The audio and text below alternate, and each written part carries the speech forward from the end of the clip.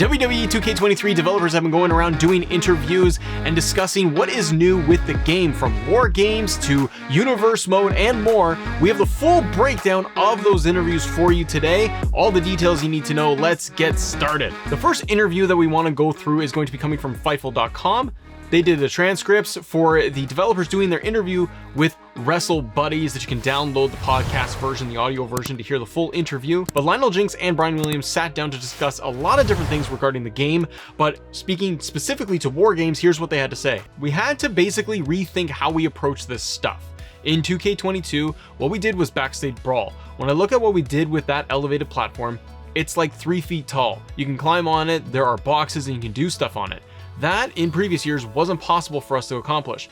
When we started doing things like that, oh, I can walk up, get close to the ledge, hop on it, and do things you would expect to happen in the ring. We couldn't do that before. Now, once we were able to do that, we got the confidence and tool set to allow us to really start thinking about war games early on.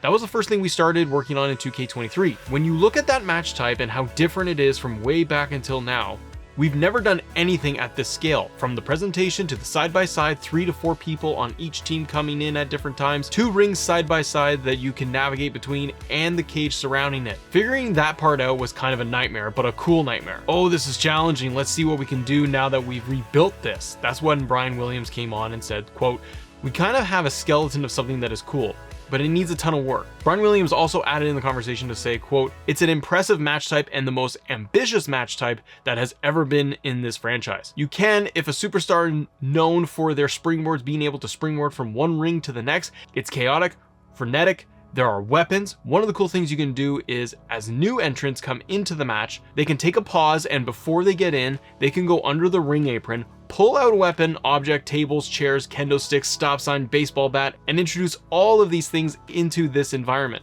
Being able to climb and fight on top of the cage, doing dive attacks off of the cage and into either one of the rings, it's an amazing match." So this has me very excited for being able to pull weapons into war games, which is very, very necessary. I'm glad they pulled this off. Jumping off of the cage, doing moves between the different rings. There's a lot that is going to be amazing when it comes to war games. I'm really glad they were able to pull this off. The other piece surrounding war games comes from an interview the devs did with Screen Rant. The developer said the following in the interview, quote, "The team started developing this, way ahead of Survivor Series of last year.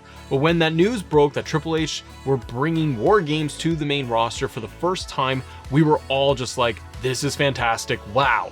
So you can, play it in NXT Arena. You can also, and again, strength and props to the team. When that event happened in Survivor Series, I think Lionel, you were like, hey, what are the chances of us getting the Survivor Series arena before war games?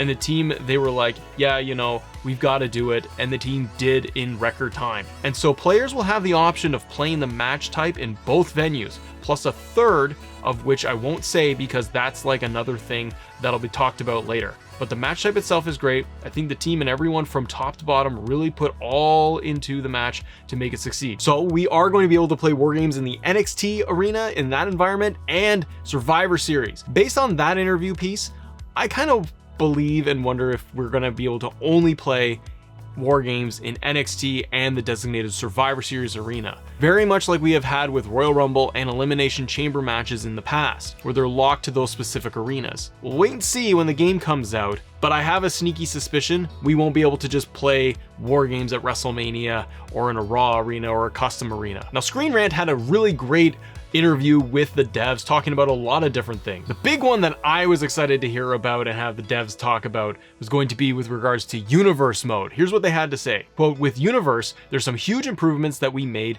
to help tell the story and give users even more control than they already had, which is crazy to think about. You can have actions that you want certain superstars to perform before a match. Like, okay, I want Bobby Lashley to shake hands with MVP before the match, but at the last second, I want him to just punch him. Like, those are the actions that you can actually assign to that match, and watch those cutscenes play out and see how that kind of dictates your rivalry." Brian Williams continued to talk about universe mode and said the following, quote, "Because cutscenes have always been prevalent in universe and telling those stories within that mode, but this year, having the ability to be that ultimate puppet master where, like Lionel described, being able to scroll through a list of available actions that you want your superstar to do, whether it's to be respectful at the start of the match or disrespectful at the end. The level of control that players will have in Universe this year is something that I don't think they are expecting.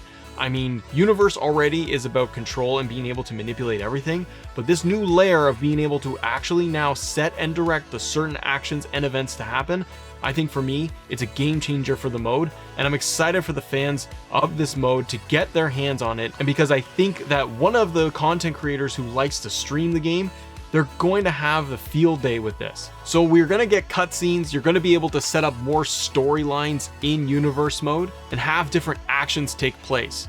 So it sounds to me, based on the interviews, that it's kind of taking promos and elements of My Rise and kind of mashing it together so that you get the best of both worlds, where I can go in and really create storylines with actionable items, actionable moments throughout. So setting up those rivalries, but then being able to call somebody out or do an interaction before the match or after the match. It's going to be really cool. I'm really excited for Universe mode and the updates they're talking about. Dino Zucconi, who is one of the developers for 2K, talked about some of the elements with regards to showcase mode and what we can expect there. They talked about slingshot tech.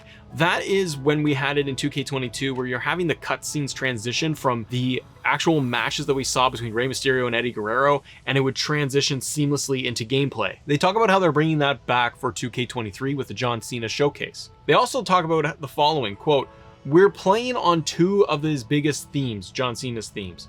The actual theme of the showcase is You Can't Beat Me. So we're making it that you're going to be playing as all of John Cena's opponents in these historical matches, with the goal of recreating the magic that they made on the nights they were actually able to defeat John Cena."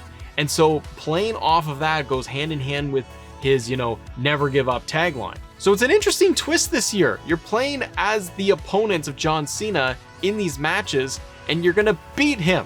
I kind of like that, to be honest, because when we play different showcases and Road to WrestleManias, that's a different spin and a different element to it and twist for us to be able to play as Randy Orton or Edge in the showcase. They continued on to say the following, quote, "So we wanted to focus on the times where he didn't win the match, he came up short. If he lost the championship, lost an opportunity to the championship, these are the moments that never give up actually mean something. It's easy to tell other people that are down, oh, don't give up, but like when you see the actual human being preaching this and he follows that same time, it just hits a little bit harder." So I think the fans are really gonna enjoy the showcase this year.